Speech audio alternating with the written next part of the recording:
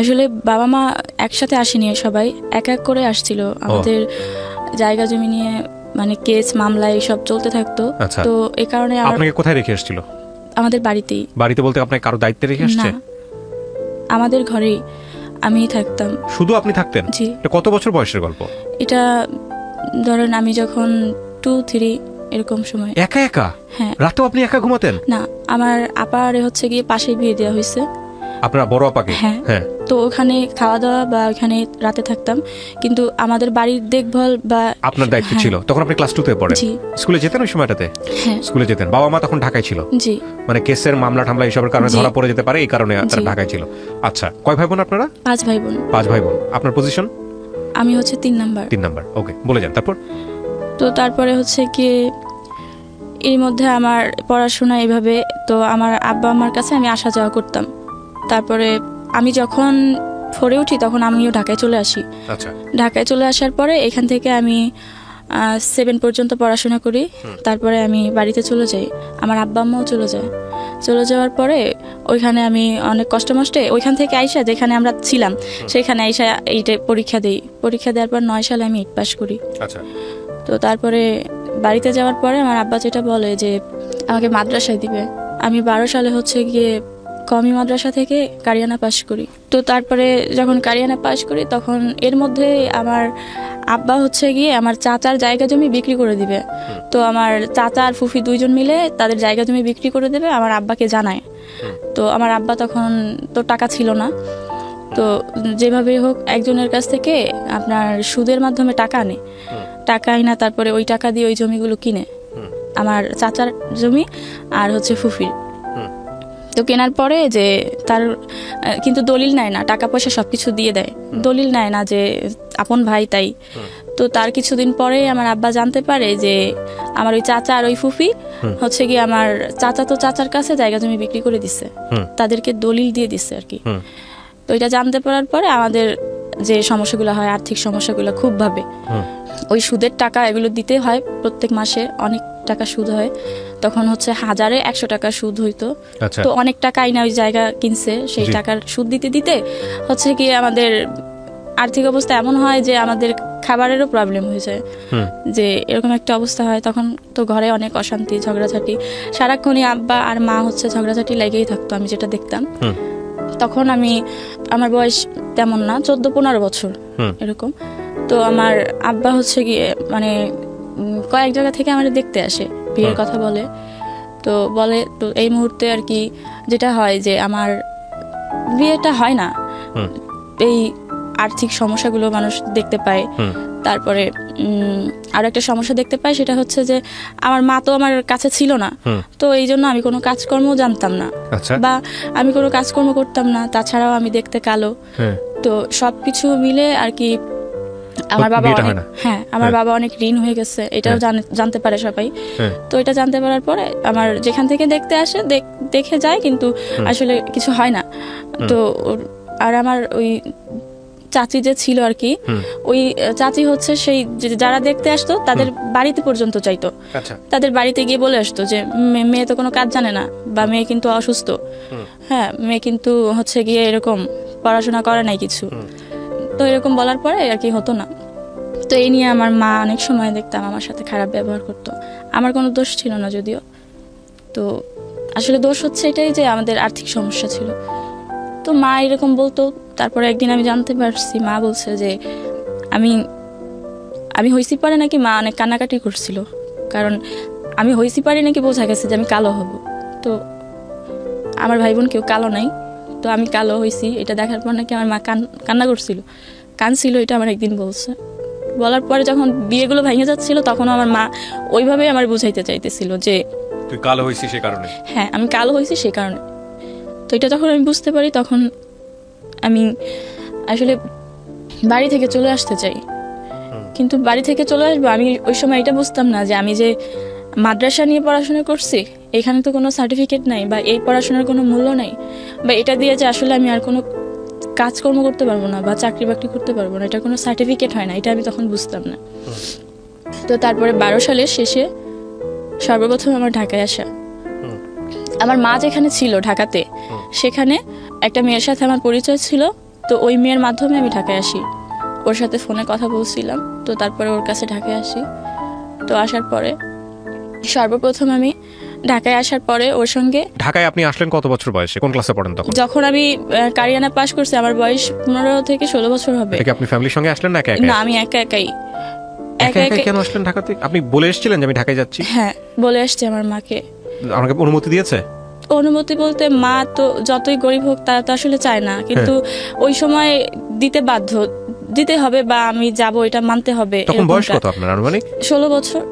16 বছর বয়সে আপনি ঢাকায় আসতেছেন, আপনার বাবা কোথায়? যে আমার বাবা বাড়িতে। আপনার বড় যারা ছিল তারা বোন না ভাই? বড়, সবার বড় ভাই, সে ঢাকাতে। তার সাথে আমার কথা হয়েছিল এই বিষয়ে। তার কাছে আসতেছেন আপনি? না, তাহলে তার সাথে কথা হয়েছিল যে ওই যে মেয়েটার কথা বললাম, ওই মেয়েটা হচ্ছে মেঘনা লাইফ ইন্স্যুরেন্সে চাকরি করতো।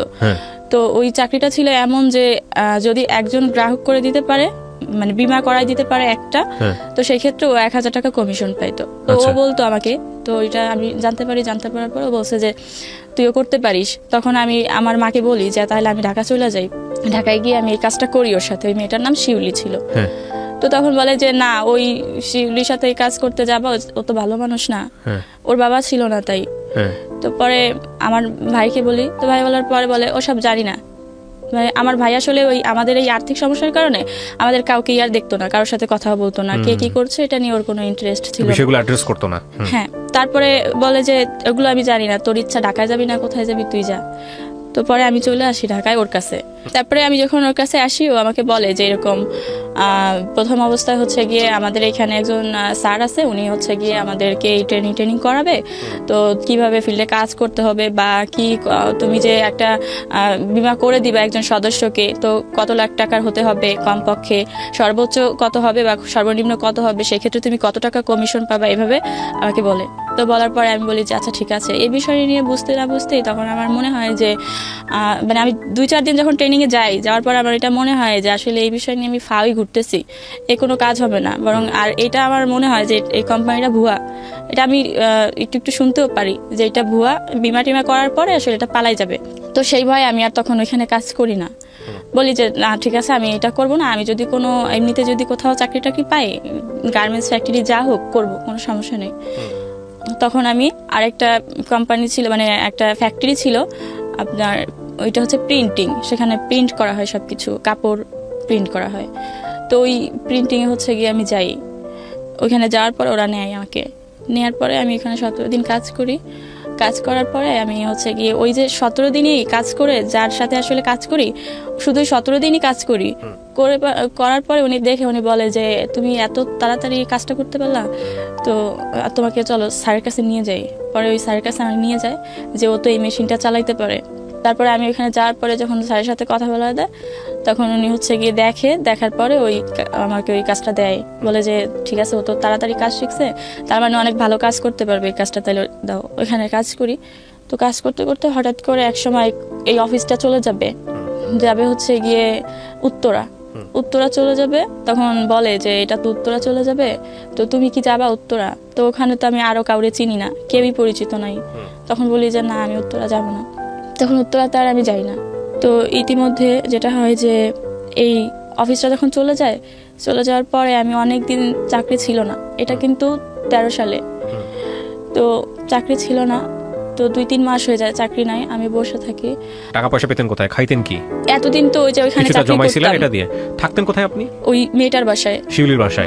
শিউলির আত্মীয় স্বজন বলতে কেউ ছিল না? বাবা ছিল না, মা ছিল। মা, শিউলি এবং আপনি 3 জন মিলে একসাথে থাকতেন?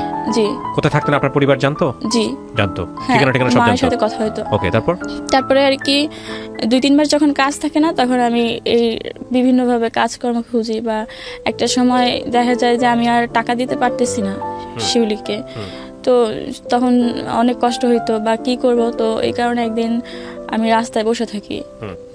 তো বসে থাকি পরে মানে চাকরি খুঁজতে খুঁজতে আমি আসলে একটু নার্ভাস হয়ে যাই। তো আমি বসে থাকি যে কি করব এখন আমি। তো ওই মুহূর্তে একটা লোক এসে আমাকে 2-3 বার জিজ্ঞেস করে যে তুমি এখানে অনেকক্ষণ ধরে বসে আছো, তো কি তুমি কি কোনো কাজকর্ম করো নাকি? তো তখন ওনাকে বলি যে না, আমার কিছু হয় নাই। তো উনি বলে যে আচ্ছা তুমি বলতে পারো, সমস্যা নেই। তো তখন আমি বলি যে হ্যাঁ আমি কাজ করি, বাট এখন কাজ নাই, বা আমি এরকম বসে আছি, চাকরি খুঁজতে গেছিলাম এক জায়গায়, তাই কষ্ট হয়েছে, তাই বসে আছি। তখন উনি বলে যে আচ্ছা ঠিক আছে, আমি হচ্ছে গিয়ে একটা গার্মেন্টসের পিএম, আমি হচ্ছে গিয়ে গার্মেন্টসটার নাম বলে যে আমি তো এই গার্মেন্টসের পিএম, তো তুমি চাইলে এই গার্মেন্টসে ঢুকতে পারো। তখন আমি বলি যে আমি তো কোনো কাজ জানি না গার্মেন্টসে, বা গার্মেন্টস আমি কখনো দেখিও নাই। তখন উনি বলে যে আচ্ছা ঠিক আছে, তোমার জানা লাগবে না, আমাদের অফিসে এখন বর্তমানে একজন মেয়ে লাগবে যে নিডেল ম্যান পোস্টে নিডেল সাপ্লাই করবে। তো তোমাকে শুধু মেশিনের নামগুলো মুখস্থ করতে হবে, জানতে হবে।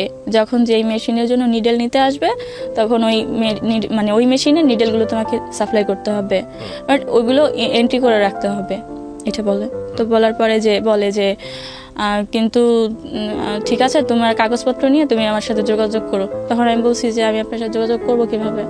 বলে যে তো আমার ফোন নাম্বার তোমার দিয়ে যাব, তুমি কালকে কাগজপত্র তৈরি করে আমার ফোন দিবা। পরে আমি বলছি আচ্ছা ঠিক আছে। পরে আমি কাগজপত্র তৈরি করি, উনি যা যা বলার পরে ওনাকে ফোন দিই, উনি নাম্বার দিয়ে যায়। তো উনি আমাকে বলে যে আচ্ছা ঠিক আছে, আমি হচ্ছে গিয়ে এখানে আসি, জায়গার নাম বলে যে আমি মহাখালীতে আছি, তুমি আসো। তো আমি মহাখালীতে যাই কাগজপত্র নিয়ে। তো যাওয়ার পরে যেটা হয় যে উনি আমাকে বলে যে আচ্ছা ঠিক আছে, উনি গাড়ি নিয়ে আসে, হ্যাঁ বাইক নিয়ে আসে। তো উনি বলে যে তুমি বাইকে উঠতে পারো। তখন আমি বলি যে আচ্ছা আমি তো বাইকে উঠবো, কিন্তু কেন, আমি হাইটে যাই, আর তো বেশি দূরে না। তখন উনি বলে যে না, গাড়িতে গেলে তো 1 মিনিট লাগবে, আর তুমি হাইটে গেলে মিনিমাম 20-25 মিনিট সময় লাগবে, আমার তো এত সময় তোমার দেওয়ার মতো নাই। তো তারপরে আমি ওনার গাড়িতে উঠি। তো ওঠার পরে উনি হচ্ছে গিয়ে আমাকে নিয়ে যায়। তো তখন আমি চিনতাম না ওই জায়গা, এখন চিনি। তো আপনি এরকম একটা অপরিচিত লোকের কথা শুনে আপনি যাচ্ছেন, আপনার ভয় করলো না? জি, আমি গার্মেন্টসটা চিনি, তাই আমার ভয় করে নাই। কিন্তু গার্মেন্টসে যেতে আমি হেঁটে গেলে যে রাস্তা দিয়ে যেতে হবে সেটা আমি চিনি, তাই আমার কোনো ভয় করে নাই। কিন্তু গাড়িতে উঠতে ভয় করতেছিল। তারপর কিন্তু উনি বলে যে আমি তোমাকে এত সময় দিতে পারবো না, গাড়িতে উঠলে আমি নিয়ে যেতে পারবো। পরে উনি কোন দিক দিয়ে কোন রাস্তা দিয়ে নিয়ে যায় আমি জানি না, আর ওইখানে যা নামার পর উনি বলে যে এটা হচ্ছে আমাদের গার্মেন্টসের হেড অফিস, এখানে স্যার বসা আছে, ওনার সাথে কথা বলবো। আর আমার নিচতলা থেকে শেখায় নাই যে তুমি কিন্তু তোমাকে দেখলে কিন্তু বলবে যে তোমার বয়স অনেক কম, ভুলেও বলবা না যে তোমার বয়স কম, তুমি বলবা যে তোমার বয়স হচ্ছে গিয়ে 21 বছর। তখন বলে, তো বলে যে আমি বলি 21 বছর, এটা কি উনি করবে? বলে আচ্ছা ঠিক আছে, 21 বছর বলতে হবে না, বলবা যে 18 বছর। পরে আমি বলি যে আচ্ছা ঠিক আছে। পরে উনি বলে যে এই স্যারের সামনে যায় কিন্তু এরকম ভাব করো না যে তুমি ঢাকা শহরে নতুন আসছো বা কিছু জানো না বা এরকমের। তো বলে তারপরে উনি বলেই তাড়াহুড়া করে উনি হচ্ছে গিয়ে বিল্ডিং এর সিঁড়িতে চলে যায়। যখন উনি সিঁড়িতে চলে যায় তখন আমি খেয়াল করি যে আমি ভয় পাইতেছিলাম উঠতে, কিন্তু আশেপাশে খেয়াল করে দেখি যে সবাই আমার দিকে তাকায় আছে। তো আমি ভাবি যে সবাই তাকায় আছে কেন, তখন আমিও ভয় পাই বা লজ্জা পাই, আমিও উঠে যাই। আমি কিছুই বুঝতে পারি না, তখন শুধু এইটাই বুঝতে পারি যে সবাই আমার দিকে কেন তাকায় আছে। সবাই তাকায় ছিল কেন? তাকায় ছিল কারণ ওটা তো আসলে কোনো অফিস না, ওটা ছিল হচ্ছে গিয়ে মানে কোনো হাউস।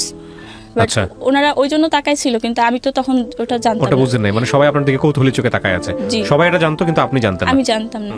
তখন ওই তাকায় থাকা দেখে আমি চলে যাব সেটা বুঝতে পারি না, কিন্তু আমি এটা বুঝি যে আমাকে তাড়াতাড়ি ওই স্যারের সাথে যেতে হবে।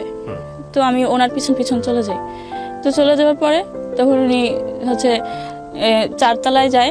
যাওয়ার পরে উনি যখন দেখি যে তালা মারা রুমই উনি খুলতেছে, তখন আমি বলি যে স্যার আপনি না বলেন স্যারের কাছে নিয়ে আসছেন, তাহলে রুম তো তালা মারা। বলে তুমি বসো, স্যার তো ওই অন্য রুমে ডাকে নিয়ে আসবো, ওখানে অনেক রুম, সিরিয়ালের সব অনেক রুম। তো তখন ওই রুমে বসার পরে 10-15 মিনিট পরে উনি নিজেই আসার পরে উনি দরজা লাগাই দেয়। তারপরে তখন আমি সবকিছু বুঝতে পারি। তো তখনই উনি আমাকে রেফ করে। তারপর আমি আর কোনো কথা বলি না। শাউট করলেন না রুমের ভিতরে যে আমি কিন্তু বাইরে শাউট করব বা এরকম চিল্লাচিল্লি করব? আমি দেখতে পাইছিলাম যে ওই আশেপাশে সবগুলো রুমে তালা মারা বা ভিতর থেকে লক করা, কোনো রুমে কোনো লোক ছিল না, এটা বোঝা গেছিল তখন, আমি দেখতে পাইছি। তো তারপরে আমি যখন কান্না করার পর উনি বলে যে কান্নাকাটি করে লাভ নেই, চাকরি বাকরি নিতে হলে এরকম করতে হবে। তারপরে আমি চিন্তা করি যে চাকরি আর করবো না। পরে ওইখান থেকে আমি চলে যাই, আমি কিন্তু চিনি না ওই জায়গা। পরে ওনার গাড়িতে আর যাবো না। তো তখন আমি যখন রাস্তা দিয়ে হাঁটতে থাকি, এর মধ্যে বৃষ্টি নামে। আমি দেখি যে আমি ইচ্ছা করে বৃষ্টিতে ভিজি, কারণ আমার সারা শরীরে আমি দেখতে পাই যে আমার শরীরের রক্তই আমার সারা শরীরে। তখন আমি ইচ্ছা করে বৃষ্টি হচ্ছে কিন্তু আমি কোথাও দাঁড়াই না, বৃষ্টিতে হাঁটতে হাঁটতে বাসায় আসি। আমি বাসা চিনতে পারি না, কিন্তু জিজ্ঞেস করতে করতে আসি। ওখান থেকে হাইটে আসতে আমার অনেক সময় লাগে। এই লোকেশনটা আপনি চিনে ফেলে রাখেন নাই যে এই লোকেশনটা কোথায় বা কি অবস্থা? এখন দেখলে চিনতে পারবেন? জি, ফার্ম গেটে। এটা ফার্ম গেটে। এই লোকটার সাথে এখনো যোগাযোগ আছে? না, এখন আর যোগাযোগ নাই। তো আপনার মনের মতো তখন কোনো সংকল্প তৈরি হয় নাই যে আমি যদি এখন লোকটাকে চিনে রাখতেছি, ভবিষ্যতে আমি ওকে ধরবো বা এরকম কোনো কিছু, ওরকম কোনো কিছু তৈরি হয় নাই? যা হয়েছে সেটাই বলেন, মনের ভিতরে যা হয়েছে। লোকটাকে আমি চিনে রাখছি, এখনো দেখলে চিনতে পারবো, কিন্তু তখন তো উনি জাস্ট ওনার একটা ফোন নাম্বার দিছে আমাকে, আর কিছুই তো না। আসলেই কি উনি গার্মেন্টসে চাকরি করতো কিনা বা কোনো গার্মেন্টসের পিয়ন ছিল কিনা সেটা তো আমি আজও জানি না। কিন্তু আপনাকে যেখানে নিয়ে গেছে এই ফ্ল্যাটের চাবি ওনার কাছে ছিল, ওই ফ্ল্যাটটা তো আপনি দেখলে এখনো আইডেন্টিফাই করতে পারবেন। আমি এই গল্পটা শুনিয়ে, আমি জানি অনেক মানুষ এই গল্পটা শুনে, আমি কিছু আইডিয়ার জিনিসগুলো খুলতে চাই। প্রথম কথা হচ্ছে আপনি ঢাকা শহরে এসেছেন পেটের দায়ে, আপনার পরিবারও আপনি কালো বলে লাঞ্ছিত হয়েছেন, কিন্তু আপনার দ্বারা এরকম একটা ঘটনা ঘটলো। ঢাকা শহর একটা আজব শহর, বিশেষ করে যারা নতুন আসেন এখানে তাদের জন্য 2-4-5 বছর লেগে যায় শুধুমাত্র এই শহরটা বুঝতে, শহরের মানুষদেরকে বুঝতে, তারপরেও অনেকে বুঝে উঠতে পারে না। তো সেই জায়গাটা থেকে আপনি প্রথম কয়েক মাসের মধ্যে যে রকমের একটা অভিজ্ঞতায় মুখোমুখি হলেন, আপনার জায়গাটায় অন্য কেউ থাকলে কি করতে আমি জানি না, তবে অবশ্যই ওই জায়গাটাকে লোকেট করা উচিত ছিল যে এই জায়গাটা এরকম, এখানে এটা হয়েছে। আপনার ওইটা কি কিছুই মাথায় আসে নাই ওই সময়টাতে? যখন এই ঘটনাটা ঘটছে তখন আসলে ওই জায়গা থেকে যখন আমি চলে আসি, তারপরে আমার মনে হয়েছে যে এই জায়গা আমি আর কোনোদিনও চিনবো না। কিন্তু এখন আমি চিনি, কারণ তারপর তো আমি অনেকবার গেছি ওই জায়গায়, বা ওই জায়গাটা এখনো পর্যন্ত দেখলে তাকায় থাকি। কিন্তু তখন আমার এটা মনে হয়েছে যে এই জায়গা আমি আর চিনবো না। তারপরে বাড়িতে আসলেন, আসার পরে বাসায় ওই সময়টাতে মনে হয়েছে কি পুলিশের কাছে যাবো বা পুলিশের কাছে গিয়ে কমপ্লেন করবো, এরকম কোনো কিছু কি মনে হয়েছে? না, মনেই হয় নাই, একবার মনে হয়নি, কারণ তখন আমি এত কিছু বুঝি না। আর তাছাড়া এটা বুঝি যে এই বিষয় নিয়ে কারো কাছে যদি কিছু বলি আমার হয়তো আরো সমস্যা বাড়বে, কমবে না, বা বলার মতো হয়তো কেউ এখানে আমার নাই যে বলবো। পয়েন্ট করবেন এই জিনিসগুলা। আমাদের রাষ্ট্র, আমাদের সমাজ, আমাদের সামাজিক নিরাপত্তা বলয় এখনো একটা ভিকটিমের জন্য এতটা আস্থার জায়গা তৈরি করতে পারেনি যে একটা মেয়ে 16 বছর বয়সে, 17 বছর বয়সে রেপ হলো, সে প্রথমেই চিন্তা করবে যে পুলিশের কাছে যাব, পুলিশের কাছে গিয়ে বিচার চাবো। এই আস্থার জায়গাটা যে আমাদের কত বছর লাগবে, কত দশক পার হয়ে যাবে, যে একটা বিপদে পড়লেই সঙ্গে সঙ্গে পুলিশের কাছে যাওয়া, পুলিশের কাছে গিয়ে খুলে বলা, পুলিশের কাছে গিয়ে অন্তত জানানো, কবে তৈরি হবে? এত দিক থেকে উন্নতি হচ্ছে দেশের, কিন্তু এই জায়গাগুলো কেন উন্নত হচ্ছে না বলেন? তারপরে বাসায় আসার পরে আমি খুব অসুস্থ, আমার খুব জ্বর আসছে। কারোর সাথে শেয়ার করেন নাই? না, পরে রুমের ওই মেয়েটা বলি যে আমি অসুস্থ, পরে ও বুঝতে পারে যে অসুস্থ, এইটাই, ওসব কিছু বলি না। তো এরই মধ্যে আমি আর একটা বিষয় জানতে পারি যে এই মেয়েটার তো বাবা নাই, তো এই মেয়েটা আসলে তেমন একটা ভালো মানুষ না। এই মেয়েটা, আমি তখন বিশ্বাস করতাম না, কিন্তু আমি দেখতাম বিভিন্ন সময়, আমি তো রুমে থাকতাম, আমি দেখতাম যে কোনো কাগজে কেউ হয়তো ওই অ্যাড্রেস দিয়ে দিত কিছু জায়গার, এই কোন রোডে বা কত নাম্বার হাউস, তারপরে রুম নাম্বার কত, এরকমের। তো একদিন হচ্ছে গিয়ে আমি এটা কাগজটা খোলার পরে আমি দেখতে পাই যে এরকম। তো আমি তখনও এই জিনিসগুলো বুঝতে পারি না। তো আমি তারপরে যেটা হয় যে ও একদিন ফোনে বলে যে ও যাবে। তখন ওই ফোনে যার সাথে কথা বলছিল সে কি বলে আমি জানি না, তবে ও এটা বলে যে না, আমি খারাপ মানুষ, বাট আমি খারাপ বলে যে আমার সাথে কেউ থাকলেই সে খারাপ তা কিন্তু না। আর তুমি যার কথা বলছো সে খারাপ মানুষ না, সে ভালো মানুষ, তো আমি এর জন্য তোমার কোনো সহযোগিতা করতে পারবো না, সরি। তো এটা বলার পরে তখন আমি অনেকটা বুঝতে পারি যে আমার বিষয়ে হয়তো কোনো কথা হচ্ছিল ওই ফোনে যার সাথেও কথা বলতেছিল। আর ওই কাগজটা দেখে আমি এতটুকু বুঝতে পারছিলাম যে আমি যে জায়গাটায় গেছিলাম, যেখানে যাওয়াতে আমার এই সমস্যাটা হয়েছে, তো ও হয়তো এরকম কিছু একটাই করে, আমার এটা মনে হয়েছিল। আচ্ছা। তো আমি তখন আশেপাশে কিছু মানুষের কাছে শুনতাম, সবকিছু মিলে আমার এরকম একটা ধারণা হয়েছিল, কিন্তু হওয়ার পরেও আমার কিছু করার ছিল না, কারণ ও তো আমার সাথে আসলে খারাপ কিছু করে নাই, তো আমি ওখানে থাকি। কিন্তু এরই মধ্যে পাশের রুমের একটা লোক হচ্ছে গিয়ে বলে যে ও ভালো মানুষ কিভাবে বুঝবো, তুমি তো আসলে জামা কাপড় পরে খোলামেলা অবস্থায় যাও এই কাজে, বাট ও তো বোরখা টোরকা পরে হচ্ছে গিয়ে জুতা মোজা টুজা পরে যায়, তাহলে ও কোথায় যায় তাই বা কিভাবে বুঝবো? বা ও যে কোথাও ভালো, আমার কথা বলা হচ্ছে, কারণ আমি সমস্ত কিছু এরকম ভাবে মেইনটেইন, জি আমি তো মাদ্রাসার ছাত্রী ছিলাম, তো পর্দাটা আর কি মেনটেন করতাম। তো পরে এই কথা বলার পরে তখন ওই লোকটা এই কথাগুলো বলার পরে হচ্ছে গিয়ে ও বলে, ওই মেয়েটা বলে যে তুমি হচ্ছে গিয়ে ভালো কাজে যদি যাও তাহলে হচ্ছে গিয়ে একটা কাজ করো, এই বোরকা টোরকা আর পরার দরকার নাই, এগুলো বাদ দিয়ে দাও, এগুলো পরে গেলে তোমার চাকরিও কোথাও হবে না। তাছাড়া আমারও বাসা থেকে অনেকভাবে এরকম কথাবার্তা শুনতে হয়, আমার পরিচিত লোকজন তোমার নিয়ে এরকম কথাবার্তা বলে, তো হয় তুমি বোরখা ছেড়ে দাও, নাইলে আমার বাসা থেকে চলে যাও, আমি চাই না তোমার ক্ষতি হোক। এই মহিলা বলে। তখন আমি বোরখা টোরকা সবকিছু খুলে ওই দিন আর কি ব্যাগে রেখে দিই। আচ্ছা, এবং কেন মনে হয়নি যে বাড়ি ফিরে যাব, গ্রামে চলে যাই? বাড়ি ফিরে যাব এটা কখনো মনে হয় এই জন্য, কারণ আমি তো বুঝতে পারতাম যে মা আমার জন্য কষ্ট পাইতেছে, যতই আমার সাথে বলুক যে আমার দোষারোপ করুক, কিন্তু আসলে দোষ তো আমার না, আমি কালো তাও না, দোষ হচ্ছে আমাদের আর্থিক সমস্যাটাই। ওকে, তারপর তো সেই আর্থিক সমস্যা তো আর সমাধান হয় নাই যে আমি সেখানে যাব, এটা আমার তখন বারবার মনে হইতো। আচ্ছা, তো তারপরে আমি তখন বোরখা রেখে দেওয়ার পরে তো তারপরে জামা কাপড় পরতে থাকি। এরই মধ্যে ওর মার অফিসে আর কি আমার একটা চাকরি হয়, তো ওর মার অফিসে যখন চাকরি হয় তখন ওই চাকরিটা করি। তো 5-6 মাস করার পরে তারপরে আবার ওরা যে টাকা টোকা পাইতো আমার কাছে এতদিনের সব টাকা দিয়ে দেওয়ার পরে এর মধ্যে হচ্ছে গিয়ে আমার কোম্পানিতে চাকরি হয়, এটা 14 সালে। কোম্পানিতে যখন চাকরি হয় ওখানে হচ্ছে গিয়ে HR হিসেবে সেলসে সিগারেট সেলস করতে হবে। আমি এখানে যাই, তারপরে 7 দিন ট্রেনিং করি। 7 দিন ট্রেনিং করার পর আবার হচ্ছে গিয়ে ডিউটি পড়ে হচ্ছে গিয়ে কারণ বাজার ট্রাক স্টেশন রেল স্টেশন না পুরাটা নিয়ে একটা এরিয়া আর কি। তো এখানে কাজ করি। তো এখানে হচ্ছে গিয়ে তখন 14 সালের কথা বলছি, তখন ওই ট্রাকে পুরা মানে রাস্তাঘাট পুরাটাই ট্রাক ছিল, জায়গাগুলো খুব অদ্ভুত ছিল, যে মানে সচরাচর আসলে একটা মেয়ে যে এখানে প্রত্যেকটা দোকানে দোকানে গিয়ে সিগারেট সেলস করবে এরকম সাহস আসলেই দিনের বেলা তো হতো না। আর সেখানে আমার হচ্ছে গিয়ে 10 প্যাকেট সিগারেট হচ্ছে গিয়ে সেলস করার কথা ছিল কোম্পানির সাথে, সেলস না করতে পারলেও কোম্পানিকে টাকা জমা দিতে হবে, এরকম একটা কথা। তো আমি ওই সিগারেট আসলে সেলস করতে থাকতাম ওই এলাকাতেই। তো যখন আমি করতে পারতাম না তখন ওই কোম্পানিতেই একটা মেয়ে চাকরি করতো, ওর সাথে একটু পরিচয় হয়েছিল ওই কোম্পানিতে যাওয়ার পর। তো ও খুব ভালো সেল করতে পারতো, কিন্তু ও সেল করতো হচ্ছে করাইল বস্তিতে। তো ওইখানে ও যখন সেল করতো তখন ওরে আমি ফোন করে রিকোয়েস্ট করতাম যে আমি তো সিগারেট সব সেল করতে পারি নাই, আমার এখনো 4 প্যাকেট বা 5 প্যাকেট আছে, আমি এখন এগুলো কি করব? তখন ও বলতো যে তুই নিয়ে আয়, লাগলে এখানে আমি সেল করে দিব না। তো পরে আমি সেই ওর কাছে যাইতাম হাঁটতে হাঁটতে, কারণ বাজার থেকে সেই TNT ওখানে যাইতাম।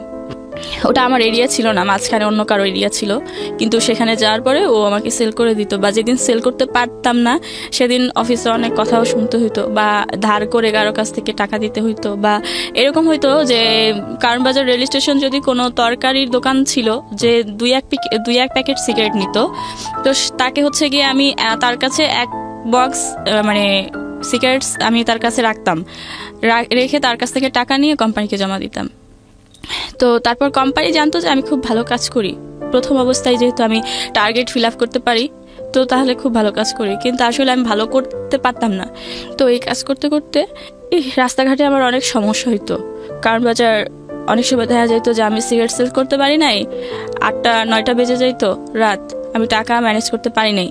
তো সেই ক্ষেত্রে দেখা যাইতো যে রাস্তাঘাটে অনেক ছেলেরা আটকাইতো, যে আমার সিগারেটের নাম ছিল হচ্ছে রেলি আর ম্যারিস।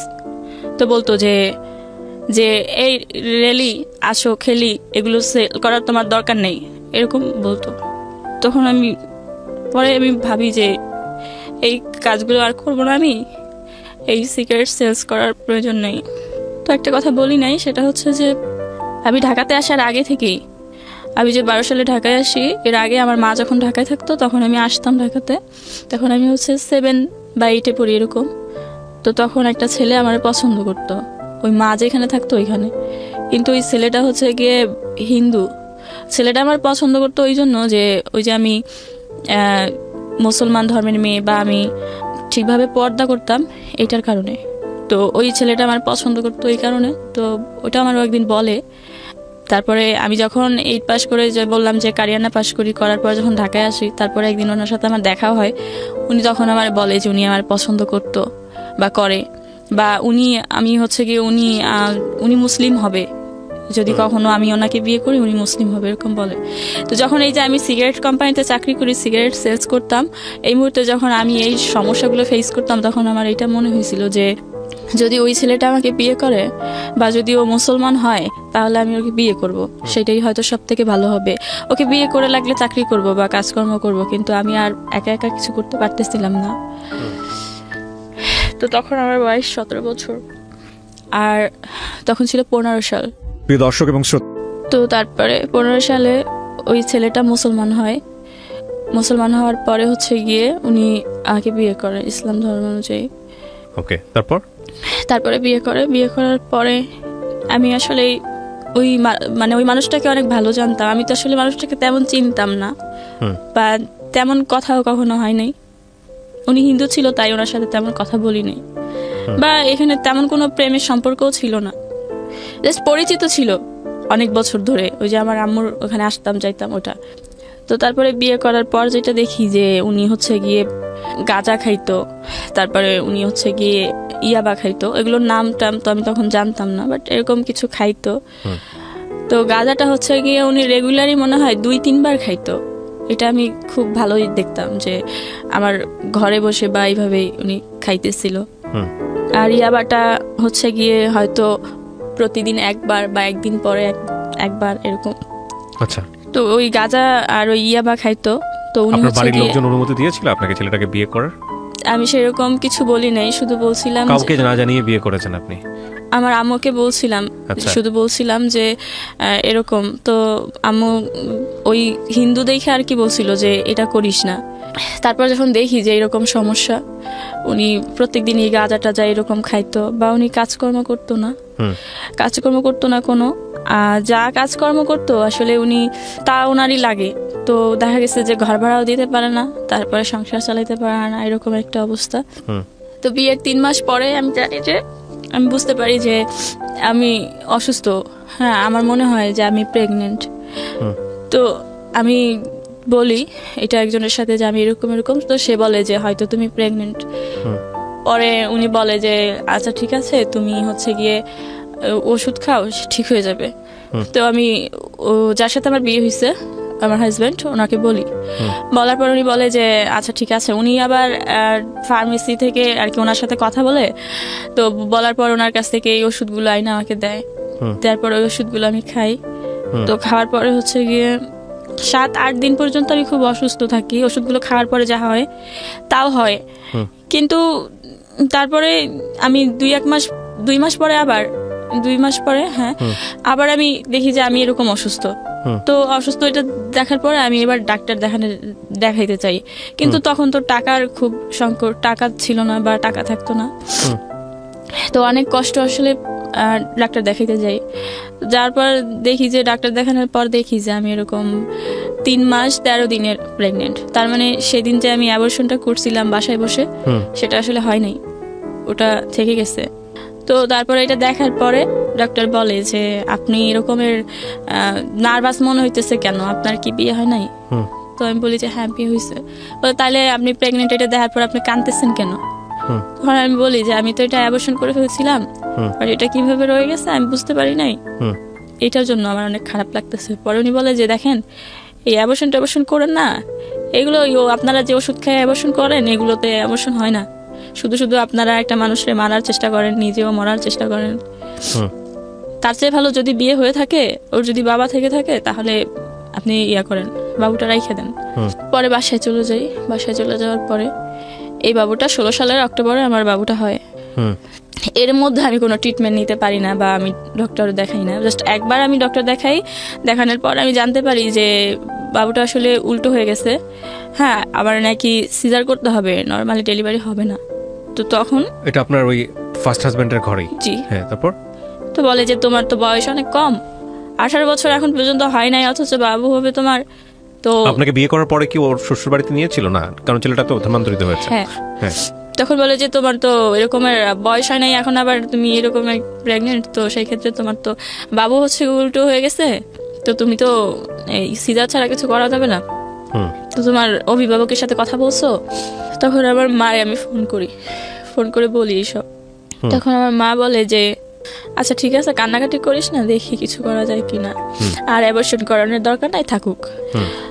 ডেলিভারির 1 মাস আগে আমার কাছে আসার পরে আম্মা হচ্ছে গিয়ে কিছু টাকা নিয়ে আসে, যে যদি মানে আর কিছু না হোক, ওর তো বাঁচাইতে হবে, যদি ডেলিভারি যদি কিছু না হয় বা যদি হসপিটালে নিতে হয় সেক্ষেত্রে তো টাকা লাগবে। আর উনার তো আসলে যা বলাই হয়েছিল যে টাকার জন্য, যে টাকা আমাদের কোনো টাকা নাই বা এরকম সমস্যা, তো মা ওই রকম প্রিপারেশন নিয়ে আসে। আসার পরে কিন্তু মা যে টাকা আনে এগুলো আর আমাকে বলে না যে টাকা আনছে বা কিছু। তো তারপরে ঠিক অক্টোবরের ঠিক 23 তারিখেই আমি অসুস্থ হয়ে পড়ি। 24 তারিখে আমার বাবুটা হয়। হওয়ার পরে এটা হচ্ছে গিয়ে 8 দিন হসপিটালে হয় বাবুটা। হওয়ার পরে আসলে ওই হসপিটালে তো অনেক টাকা বিল আসে, অত টাকা আমার মা নিয়ে আসছিল না। ওখানে প্রায় 35। জামাই কি করতো তখন? উনি ওই একটা কোম্পানিতে, যে ফুজি ফিল্ম কোম্পানি ছিল, ওই কোম্পানিতে ডেলিভারি ম্যান হিসেবে কাজ করতো। আচ্ছা। তো 6000 টাকা স্যালারি দিত। হ্যাঁ, না তো পরে 6000 টাকা স্যালারি পাইতো, তা তো আসলে ওরই লাগতো। মাস শেষে দেখা গেছে যে ঘর ভাড়াটাও দিতে পারতো না ঠিক মতো। তো পরে আমি এভাবে সেভাবে ঋণ করেই সংসার চালাই বাড়ি থেকে, পরে এভাবে সেভাবে যখন যেখান থেকে পারতাম এভাবে টাকা এনে সংসার চালাইতাম। তখন তো আমার চাকরিও করা চলবে না বা করতে পারতাম না, এরকম আমি। তো দেখা গেছে যে ওই আমার ওই হাজব্যান্ড আর কোনো টাকা ম্যানেজ করতে পারে না, হসপিটালে বিল আসে 35,000 এরকম। তো পরে আমার মাও এত টাকা নিয়ে আসছিল না। তখন আসলে ওই টাকার জন্য আমার ভাইয়ের কাছে বা আমার আব্বার কাছে বলে যে এরকম, তো টাকার জন্য এখন ওরে ছাড়াই নিতে পারবো না বাড়িতে, বাসায় বা এরকম। পরে বাড়ি থেকে টাকা এনে দেয় আমার আব্বা, মানে টাকাটা পাঠায়। সেটা ছিল আসলে লাভের উপরে টাকাটা, মানে সুদের উপর টাকাটা নেয়। হ্যাঁ, আনার পরে আইনা ওই টাকাটা দিছে। তারপরে ওইখান থেকে আমার ছাড়াই আনছিল 35,000 টাকা দিয়ে হসপিটাল থেকে। তো আনার পরে বাসায় আনছে। আমি এমনই অসুস্থ, বা আমার বয়স কম থাকাতে হয়তো বা আমার মানে পুষ্টি না থাকাতে হয়তো বা মানে আমি বাবুটার জন্য কিছু করতে পারতেছিলাম না তখন, এরকম অসুস্থ। তখনই বাবু হওয়ার পরেই বাবুরে বাইরের খাবার খাওয়াইতে হয়েছিল। তো তারপরে বাবুরে খাওয়াইতেও আমার আম্মু, পরে আমার আম্মু হচ্ছে গিয়ে কয়েকদিন পরে বলে যে আমি তো আর থাকতে পারবো না, আমার এখন চলে যেতে হবে। আমি মা হিসেবে যতটুকু করার মনে হয় করছি, এখন আমি চলে যাই। পরে মা চলে যাওয়ার পরে যে বাবুটা রেখে যায়, আমি দেখতাম যে বাবুর খাবারটা আমি ম্যানেজ করতে পারতাম না। আমার মায়ের মানে বাপের বাড়িতে যদিও কষ্ট করছিলাম, কিন্তু খাবারের কষ্টটা মনে হয় আমার সেরকম মনে পড়ে না যে আমি কখনো ওরকম ভাবে করছিলাম। আর যতটুকু হয়েছিল আমার ওই চাচার জমিটা কেনার জন্য। কিন্তু এখানে আসার পরে প্রতিদিনই আমি অনেক কষ্ট করতাম বা এভাবে আমার দিন যাইতো, কিন্তু বাবুটা হওয়ার পর যে কষ্টগুলো হইতো বাবুর, এগুলো আমি খুব সহ্য করতে পারতেছিলাম না, আমার খুব কষ্ট হইতেছিল। তো বাবুরে যখন খাওয়াইতে পারতেছিলাম না, এই বাপের বাড়ি চলে যেতাম, বাবুরে নিয়ে চলে যেতাম, সেখানে যে বাবুরে নিয়ে থাকতাম। বাপের বাড়ি বলতে আমার বাপের বাড়ি, মানে গ্রামের বাড়ি চলে যেতেন শুধু বাবুর জন্য। আমি তো ওই যে বললাম যে আমি কখনোই যাইনি, আমি কিন্তু একসময় এই সমস্যার কারণে ঢাকায় আসছি। শুধুমাত্র বাচ্চাটাকে সেভ করার জন্য এটা করতেন? বাবুটার জন্য আমার মনে হয় যে আমার ওইখানে যাওয়া লাগবে, তো বাবুটার জন্য আমি বাপের বাড়িতে যাইতাম। তারপর বাবুটার ওইখানে থেকে খাবার ব্যবস্থা করতো। এইভাবে অনেক দিন যায়, দেখা গেছে যে 6 মাস, 3 মাস, 4 মাস আমি ওখানে থাকতাম। থাকার পরে এখানে আসতাম, এখানে আসলে এইরকম অভাব ফেস করতে হইতো। তো পরে বেশি দিন আমি বাবুরে রাখিনি। 1.5 বছর, যখন আমার বাবুর বয়স 1.5 বছর পুরো হয়ও নাই, ওই মুহূর্তে আসলে আমি 1 বছর মনে হয় 4-5 মাস হবে, ওই সময় আমার মারে বলি যে আমার বাবুটা নিয়ে যাও, আমি কোনো একটা কাজকর্ম করে আমি এখন থেকে ওরে টাকা দিব বা খাওয়াবো। পরে আমার মা মানে আমার আব্বা নিষেধ করে, আমার ভাইও নিষেধ করে বাবুটা নেওয়ার জন্য, বলে যে না খেয়ে থাকলে থাক, না খেয়ে থাকলে তো মরবে না, কিন্তু বাচ্চা তো ওর তো মার কাছে থাকার দরকার আছে, ওর মার কাছে থাকুক। কিন্তু আমার মা বলে যে না, ও হচ্ছে কি আমার কাছে থাকলে যদি ও কিছু করতে পারে তাহলে ওরা দুইজনেই খাইতে পারবে, আর যদি ওর কাছে থাকে তাহলে তো ও খাইতে পারবে না, ও খাইতে পারবে না। তখন কিন্তু কোনো সময় আমার ভাই বা আমার আব্বা কখনো বলতো না যে এই ছেলেটার বিয়ে করছে পর থেকে এরকম সমস্যা, বা এই ছেলেটা এরকম, তো থাক ওরে আমরা নিয়ে যাই, এটা কখনো বলে নাই। তো পরে এটা আমার কখনো বলে নাই দেখে আমিও কখনো আর এইগুলো বলি নাই যে এই আমার হাজবেন্ড যে গাঁজা খাইতো বা ইয়াবা খাইতো, এটা কোনদিন জানতে চাই নাই দেখেও আমি আর জানিনি। শুধু বলতো যে ও কাজ করে না, তাহলে কাজ করে তাহলে কেন টাকা থাকে না, তো তখন কিছু বলতাম না, বলতাম আমি জানি না কেন টাকা থাকে না। তো পরে যখন এই বাপুরে যখন দিয়ে দেই আমার মার কাছে, দিয়ে দেওয়ার পরে আসলে আমার মা জানতে চায় যে ওর ব্যাপারে, তখন বলি, তখন তো অনেক লেট হয়ে গেছে। তো জি, বলার পরে তখন মা বলে যে এখন আর কিছু করার নাই, এখন এইভাবেই থাকতে হবে, মেয়েদের জীবনে বিয়ে একটাই, আর বিয়ে হয়েছে তোমার, তার কিছু আর কোনো পথ নাই, তো এটাই। তো আমার ওই হাজবেন্ড শুধু এই দুইটা সমস্যা না, ওর অনেক ধরনের সমস্যা ছিল। ও কাজ করতো না, ও প্রচুর পরিমাণে মিথ্যা কথা বলতো। ওর এত পরিমাণ মিথ্যা কথা আর এত পরিমাণ অন্যায় অপরাধ আসলে আমি আর নিতে পারতেছিলাম না। কাজকর্ম করতো না, সেই ক্ষেত্রে ও এই ধরনের নেশা টেশা করতো। সবকিছু মিলাই এক সময় আমার মনে হয় যে আমার বাবুরে দিয়ে দিছি, আমিও যদি কোথাও চলে যেতে পারতাম বা আমি যদি কিছু একটা করতে পারতাম তাহলে হয়তো অনেক ভালো হতো, কিন্তু সেরকম কিছু পাইতেছিলাম না। তো ওই মুহূর্তে বাবু চলে যাওয়ার পর তখন চাকরির খুব সংকট, যদিও 18 সালের কথা বলছি, চাকরির খুব সংকট। আমি আসলে চাকরি পাইতেছিলাম না কোথাও, 17 সালের শেষ দিক দিয়ে। ওই সময় আমি একটা চাকরির কথা জানতে পারি, কিন্তু কি কাজ কি এগুলো আমি কিছু জানতাম না তেমন একটা। জানতাম যে একটা অফিসে একটা লোক লাগবে, এটা হচ্ছে গিয়ে কথাটা বলছি যে এটা সব কাজ করতে হবে, পরিষ্কার পরিচ্ছন্ন থেকে শুরু করে চাটা করে দেয়া বা সবকিছুই করতে হবে। তো আমি এই কাজ করতে চাই যে হ্যাঁ আমি করব। যখন যাই এই কাজ করার জন্য ওই অফিসে যাই, যাওয়ার পরে আমি কাগজপত্র দেই, পরে আমার ডেট দেয় যে আপনি আসেন, 1 সপ্তাহ পরে আসেন, এরকম বলে। তো বলার পরে ডিসেম্বরের 1 তারিখে আসলে আমার হচ্ছে গিয়ে চাকরি হয়। পরে করার পর কিছুদিন পরে ওই অফিসে আর কি একজন পিয়ন ছিল, ওরা হচ্ছে অফিসিয়ালি কোম্পানির লোক। তো ওই পিয়ন ছিল, উনি হচ্ছে গিয়ে আমার খুব ভালো জানতো, আমি বুঝতাম যে উনি খুব ভালো জানতো আমাকে। তো চাকরির পরে উনি যখন, ওই লোকটা আমার খোঁজ খবর নিত সবসময়, যে কেমন আছিস, ভালো আছিস কিনা, খাইছিস কিনা, বা তোর ছেলে কেমন আছে বা এরকম। তারপর ওনার সাথে আমার কথা হয়। তো একটা সময় ওনারে আমি বলি যে, আমি সব কথা বলি যে আমার বাবু আছে বা আমার বাবু এরকম বাড়িতে বা এই সমস্যার জন্য আমি চাকরি করি বা আমার হাজব্যান্ড হচ্ছে গিয়ে এরকম, এটা বলি। কিন্তু আমার একটা কথা কিন্তু বলা হয় নাই, আমার হাজব্যান্ড যে ইয়াবা সেবন করতো সেটা করার পরে আসলে আমার সাথে আচরণগুলো কেমন হইতো।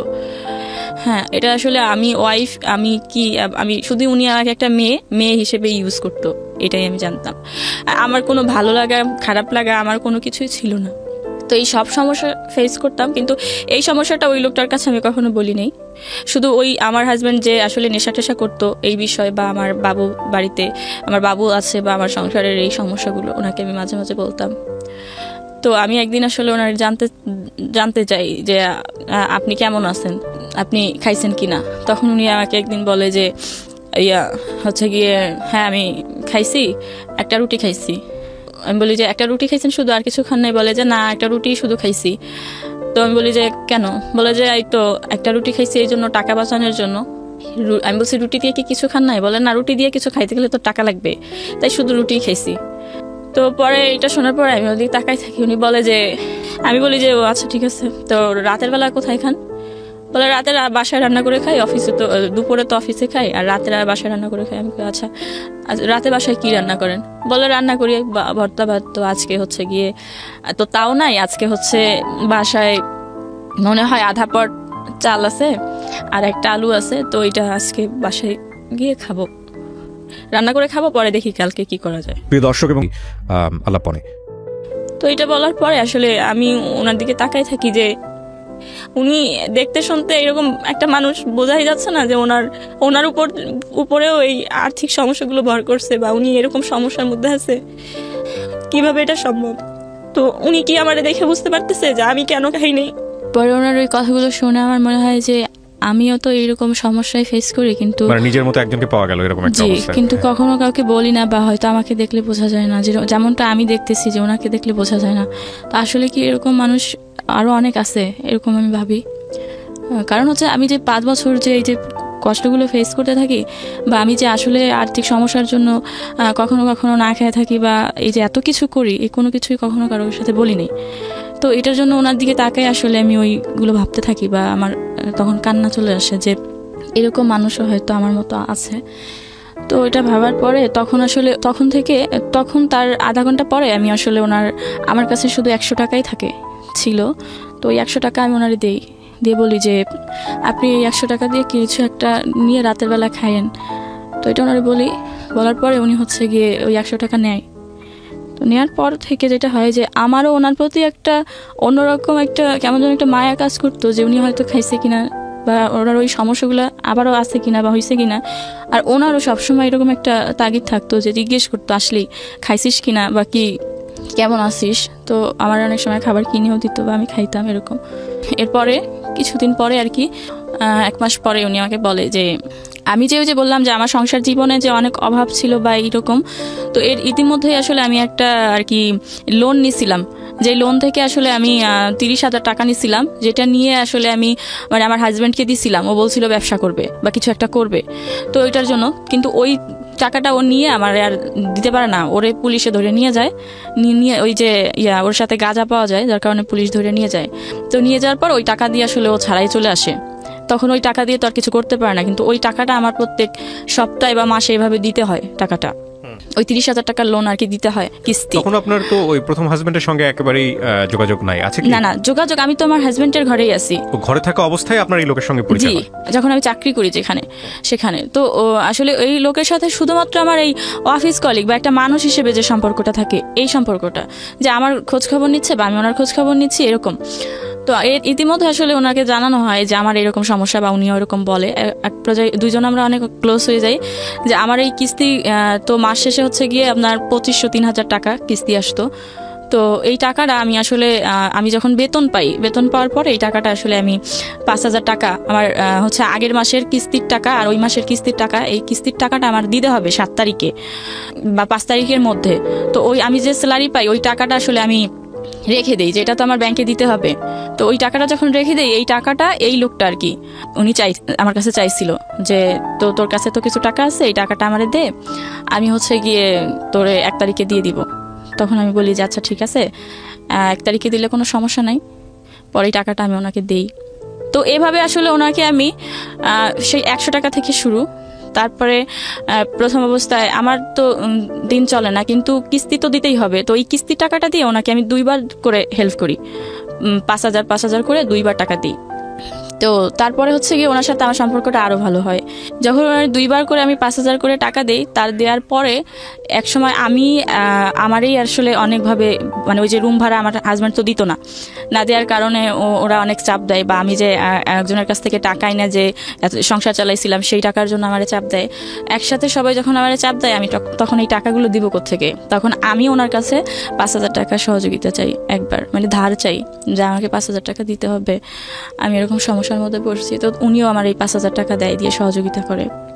তো উনি যে আমার কাছ থেকে যে টাকাগুলো নিচ্ছিল সেগুলো কিন্তু উনি দিয়ে দিছিল, কিন্তু আমি যে ওনার কাছ থেকে 5,000 টাকা নিছিলাম ওই টাকাটা আমি আর দিতে পারতেছিলাম না। কিন্তু ওনার সাথে আমার খুব ভালো সম্পর্ক হয়ে গেছিল। সম্পর্কটা ছিল এরকম, আমার সব সমস্যার কথা যখন ওনাকে বলার পর ওনার মনে হয় আমার প্রতি একটু মায়া কাজ করে। তো উনি আসলে আমার খোঁজ খবরগুলো নিচ্ছিল, ঠিক এইরকম সম্পর্কটা। এবং তার সাথে সাথে বন্ধু হিসেবেও কেমন যেন আমার অনেক বেশি কেয়ার করতো। কিন্তু ওনার আর আমার বয়সের সাথে মানে 12-13 বছরের ডিফারেন্স। তো আমি ওইভাবেই নিতাম যে উনি তো সবকিছু বোঝে, জানে, বা উনি আমার থেকে অনেক বড়। সেক্ষেত্রে উনি যা বলতো, যেভাবে বলতো সেভাবেই আমি করতাম, বা আমি ওনার কথাগুলো আসলে উপদেশ হিসেবেই নিতাম। তো একটা সময় আমি ওনার টাকাটা যখন দিতে পারি না, ঈদের মধ্যে আসলে আমি জানতে পারি যে অফিসে আসলে সবাই এরকম বলাবলি করে যে ওই পিয়নের সাথে ওই মেয়েটার হচ্ছে গিয়ে এরকম একটা সম্পর্ক, বা হয়তো বা কোনো একটা সম্পর্ক বা এরকম। তো এটা শোনার পরে আমি আমার কথা চিন্তা করি না, আমি চিন্তা করি যে উনি একটা সবাই ওনাকে চিনে বা অনেকদিন ধরে চাকরি করে বা এরকম, তো ওনার মান সম্মানটা আমি কেন নষ্ট করব? এই কথাটা যেহেতু আমি জানতে পারছি, তো সেই ক্ষেত্রে আমি আগে ভাগে চলে যাই। এই কথাটা আমি ওনারে বলিও নাই, আজকে হয়তো উনি জানতে পারবে। তো আমি তখন আর কি ওইখান থেকে চাকরিটা ছাইরা চলে আসি, কিছুই বলি না, জাস্ট আমি ওনাদের জামা কাপড়গুলো খুলে আমার জামা কাপড় পরে চলে আসি। তো চলে আসার পরে তারপরে আর কি ওনার সাথে আমার ফোনে কন্ট্যাক্ট হইতো। তো এর মধ্যে উনি আমার জানাইছে তার 1 মাস পর জানাইছে যে আমার তো কিছু টাকা লাগবে, আমি তো টাকা দিছিলাম তোরে, এখন তো আমার রুম ভাড়ার জন্য চাপ দিতেছে। তো পরে আমি ওই টাকাটা আমার চাচাতো ভাইরে বলি যে আমার আবার হচ্ছে গিয়ে কিছু টাকা দেন ধার, আমি দিয়ে দিব। তখন আমার চাকরি ছিল তো অন্য জায়গায় আর কি। তখন আমি ওই ভাইয়ার কাছ থেকে 3,000 টাকাই নোরার আমি দেই, আবার উনি আমার কাছে 2,000 টাকা পাইতে যায়। তো তারপর থেকে আসলে আমি যে জায়গায় ওনার জন্য যে চাকরিটা ছাইড়া দিয়ে যখন আইসে অন্য জায়গায় চাকরি নেই, ওই চাকরিটা নেওয়ার পর ওই চাকরিটা আমি 2 মাসের বেশি আর করতে পারি না। তো করতে পারি না পরে ওই চাকরি আমার চলে যায়, আমি আর কোথাও চাকরি পাচ্ছি না, কিন্তু আমার সমস্যাগুলো থাইকেই যাচ্ছে। ওই যে ব্যাংক লোন আমি দিতে পারতেছি না, তো উনি আমাকে প্রত্যেক মাসেই এই 3,000 টাকা ব্যাংক লোন হচ্ছে গিয়ে সহযোগিতা করতো। তো করতে করতে একটা সময় দেখা গেছে 3-4 মাস হয়ে গেছে, এইভাবে ওনার কাছ থেকে অনেক টাকা নেওয়া হয়ে গেছে, কিন্তু আমি 1 টাকাও দিতে পারতেছি না বা দেই নেই। কিন্তু সম্পর্কটা আসলে এভাবে টাকার জন্য হয়তো নষ্ট হয় নাই। তো এই টাকা দেওয়ার মাঝখানে ওনার সাথে খুব ভালো সম্পর্ক হয়ে যাওয়াতে আমি ওনার সাথে খুব বেশি ক্লোজ হয়ে যাই। এবং তারপরে আমি জানতে পারি যে উনি আমাকে ওনার কিছু সমস্যার কথা বলে, যে উনি হচ্ছে গিয়ে পড়াশোনা করছে কিন্তু কাজে লাগাইতে পারে নাই, ভালো কোনো চাকরি পায় নাই, বা ওনার হচ্ছে গিয়ে যেটা না বললেই না, যে ওনার এই সমস্যাটার কথা আমাকে খুব ভালোভাবে বুঝায় বলে যে উনি বিয়ে করে নাই কেন। আমি ওনাকে মাঝে মাঝেই প্রশ্ন করতাম যে আপনার অনেক বয়স হয়ে গেছে, বিয়ে করেন নাই কেন? তো বলে যে বিয়ে তো করি নাই এইরকম সমস্যার জন্য। তো সমস্যাটা কি একদিন উনি আমাকে বলে যে আমার তো এরকমের আমার শারীরিক সমস্যা, আসলে আমার সমস্যাটা খুব গুরুতর, এরকম অনেকবারই বলে, কিন্তু আমি আসলে বুঝতে পারি না, মানে কখনো বোঝারও চেষ্টা করিনি যে আসলে কি সমস্যার কথা বলে। আর আমার যে সমস্যাটা হয়তো, যে বলছিলাম আমার হাজবেন্ড হচ্ছে গিয়ে ইয়াবা খাইতো, আমি যখন জানতাম আমার হাজবেন্ড হচ্ছে গিয়ে তখন চাকরি করতো, কোম্পানির নাম জি, ওই কোম্পানিতে যখন চাকরি করতো উনি হচ্ছে গিয়ে চিটাগংয়ে যাইতো ডেলিভারি দিতে। আর ওই ডেলিভারি দিয়ে আসার সময় উনি হচ্ছে গিয়ে ইয়াবা নিয়ে আসতো, এবং উনি হচ্ছে গিয়ে রাতের বেলা হচ্ছে গিয়ে ওই ডেলিভারি দিতে যাইতো, এবং পরের দিন সকালবেলা উনি ঢাকাতে পৌঁছাইতো। আমি যখন বুঝতাম যে উনি ঢাকাতে পৌঁছাইছে তখনই আমি হচ্ছে গিয়ে অফিস থেকে বের হয়ে যেতাম, মানে বাসা থেকে বের হয়ে অফিসে যাইতাম। অফিস করে আমি রাতে আর বাসায় ফিরতাম না, কারণ আমি তো জানতাম যে আমার হাজবেন্ড বাসায় আসছে, তার মানে ও হচ্ছে গিয়ে ইয়াবা নিয়ে আসছে। তো আমার অবস্থা কি হবে এটা আমার তখনই কল্পনা করতাম। মানে এটা কল্পনা কি, মানে কি করতো উনি ইয়াবা খাওয়ার পরে? উনি ইয়াবা খাওয়ার পরে আমাকে শারীরিকভাবে টর্চার করতো। দেখা গেছে যে ওই ইয়াবা খাইলে কি হয় আমি জানি না, বাট ইয়াবা খাওয়ার পরে দিন রাত উনি আমাকে এরকম নির্যাতন করতো। তো তারপরে আমি হচ্ছে গিয়ে ইয়াবা যেদিন নিয়ে আসতো, বা উনি যেদিনকে ইয়াবা নিয়ে বাসায় আসতো, সেদিনকে আমি আর হচ্ছে গিয়ে অফিস করে আমি আর বাসায় যাইতাম না, মানে ভয়েই বাসায় যেতাম না। তো আমার ওই মুহূর্তে আসলে আমি বরাবরই আমার কখনোই কোনো এমন কেউ ছিল না যে যার কাছে আমি একটা দিন বা একটা রাত বা 2টা ঘন্টা থাকবো, এরকম কেউ ছিল না। ওই মুহূর্তে শুধুমাত্র ওই লোকটাই ছিল, যে তাও একটা ছেলে মানুষ, বা ওনার সাথে আবার এরকম একটা সম্পর্ক, বা উনি আবার হিন্দু ছিল। তো আমি আসলে উনি আমার সব কিছু জানতো, কিন্তু এই বিষয়টা আমি ওনার বলি নাই যে আমার হাজবেন্ড যে এই নিয়ে আমাকে টর্চার করে, বা এই জন্য আমি বাসায় যাব না। হ্যাঁ, অনেক সময় আমি রাস্তায় বসে থাকতাম যে আমি যাব না বাসায়, তো উনি বলতো যে আরে মারবে না, বা তোর কিছু বললে আমি দেখবো না, তুই যা। কিন্তু আমি ওনাকে বলতাম না যে আসলে সমস্যাটা কি। তো পরে একটা দিন এমন হয় যে আমি হচ্ছে গিয়ে উনি যখন সকালে আসে, ওই দিন আমার অফিস বন্ধ, কিন্তু আমি বলি যে আমার অফিস খোলা। তখন আমি গুলশানে চাকরি করি একটা চেকপোস্টে, তো ওখানে ওই চাকরিটা করি। বাট ওই দিনকে আমার অফিস বন্ধ ছিল, কিন্তু আমি বলি যে আমার অফিস আছে, এটা বলে সকালবেলা আমি বাসা থেকে বের হয়ে যাই, কারণ আমার হাজবেন্ড সকালবেলা আসবে। তো বের হয়ে যাওয়ার পরে সকাল থেকে দুপুর পর্যন্ত আমি হচ্ছে রাস্তায় বসে থাকি। তো বসে থাকার পরে তখন আমার প্রচুর পরিমাণে ক্ষুধা লাগে, আমার কাছে কোনো টাকাও ছিল না, 20 সালের কথা বলছি। তো তখন আমি হচ্ছে গিয়ে বলি যে আমি আর বাসায় যাব না, এখানে বসে থাকবো সারাদিন। বাট রাতের বেলা কোথায় যাবো এটা নিয়ে আমি খুব টেনশনে ছিলাম। তো আমার কাছে কিছু ছিল না টাকা টোকা। আমি দুপুর পর্যন্ত যখন রাস্তায় বসে থাকি, তখন আমার এই লোকটার কথা মনে পড়ে যে ওনাকে একটা ফোন করি বা বলি, তো যে আমি রাস্তায়। তো আমি ওনার ফোন দিয়ে বলি যে আমি এরকম বাইরে আছি। তো উনি আসে আমার সাথে রাস্তায় দেখা করার পর বলে যে তুই তাহলে আমার বাসায় আয়, আমার তো বাসা এখানেই, আমি তো বাসার কাছাকাছি ওই রাস্তায় বসা ছিলাম তাই, কিন্তু আমি আসলে উনি এমনি বলাতে সিরিয়াস চলে যাই, কারণ আমি তো ওই মুহূর্তে আসলে আমি বাসায় যাব সেটাও ভাবতে পারতেছিলাম না, বা আমি ভাবতেছিলাম যে আমি এখন কি খাবো, বা আমার প্রচুর পরিমাণ পানি পিপাসা হয়েছিল, বা আমি তখন কি করবো আমি বুঝতে পারতেছিলাম না। আমি জানতাম যে উনি একা থাকে ওই বাসায়, উনি একটা ছেলে মানুষ একা থাকে, এই সব কিছু জানা সত্ত্বেও আমি ওনার বাসায় যাই বা আমি যাইতে চাই। এবং আমি ওনার বাসায় যাওয়ার পরে উনি আমাকে ভাত খাইতে দেয়। হ্যাঁ, একটা কথা যেটা যে শুরু থেকেই বলছিলাম যে আমি জানতাম যে ওনার সাথে আমার হচ্ছে গিয়ে 17 সালের ডিসেম্বর পরিচয় হয়েছে, বা 20 সালের কথা বলছি আমি এখন। এই পর্যন্ত আমি কোনোদিন শুনি নাই যে উনি হচ্ছে গিয়ে ডাল আর আলু ভর্তা বা ডাল ভর্তা বা এইগুলো ছাড়া আমি কোনোদিনও শুনি নাই যে উনি অন্য কোনো কিছু দিয়ে ভাত খাইছে। তো আমি ওনার বাসায় যাই, উনি আমাকে ওইটা দিয়ে ভাত খাইতে দেয়, যে আলু ভর্তা আর ডাল। আমি ভাত খাই, ভাত খাওয়ার পর উনি বলে যে তোর বাসায় দিয়ে আসি চল, আমার বাসায় তো কেউ থাকে না, তাছাড়া আমি ছেলে মানুষ, তোরে তো রাখতে পারবো না, তোর বাসায় দিয়ে আসি চল। কিন্তু তখন আমি বলি যে আমি বাসায় যাব না, আমি ওইখানে থাকতে চাই। তারপর উনি বলে যে এখানে থাকিস না, আর তাছাড়া কেউ দেখলেও সমস্যা হবে, তোর আর আমার সম্পর্কের কথা তো কেউ জানে না, বাট এটা মানুষ তো অন্য চোখে দেখবে বা অন্যরকম হয়ে যেতে পারে, তোরে বাসায় দিয়ে আসি। কিন্তু আমি আসলে বাসায় যাই না, আমি ওখানে থাকি এবং আমার ফোন টোন সব কিছু অফ। তারপরে আমি ওখানে থাকি ওই দিন রাতে। ওনার সাথে আমার সম্পর্কটা ওই দিনই খারাপ হয় নাই, ওনার সাথে আমার সম্পর্কটা এরকমভাবে খারাপ হয়েছিল যে আমি যখন ওনার কাছে যাওয়ার পরে আমার মনে হয়েছে যে এই যে একটা আশ্রয় আমার সবেমাত্র আমার জীবনে মিলছে, যে আমি এখানে এসে হয়তো থাকতে পারবো। কিন্তু তারপর থেকে যেই দিনই মনে হইতো যে আজকে আমার হাজব্যান্ড আসতেছে বা আসবে, ওই দিনই আমি বাসা থেকে পালাই আসতাম বা পালাই এরকম করতাম। তো দেখা গেছে যে আমার হাজব্যান্ডের কাছেও এখন আমি আরো বেশি নির্যাতিত, যে রাতের বেলা কই ছিলি বা কি করছিলি, তখন বলতাম যে আমার অফিসে হচ্ছে গিয়ে নাইট ছিল, রাতের বেলা কাজ করতে হবে, এরকমই বলতাম। যত মিথ্যা ছিল সব বলে বলে বলে বলে আমি এভাবে বাঁচার চেষ্টা করতাম। এবং ওই সময়টাতে আপনি ওখানে স্টে করতেন? জি, আমি ওখানে থাকতাম ওনার কাছে। ইতিমধ্যে যেটা হয় যে আমি বলছিলাম যে এই লোকটার, আমি বারবারই শুনছিলাম যে এর হচ্ছে গিয়ে শারীরিক সমস্যা, কিন্তু শারীরিক সমস্যাটা কি আমি জানতাম না বা আমি বুঝতেও চাইতাম না।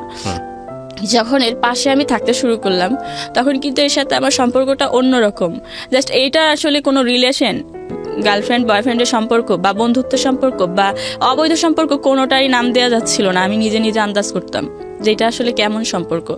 যে আমি ওনার কাছে থাকার পরে আমি এইটা তখন আমরা আবারও ফিরে যাচ্ছি আলাপনে।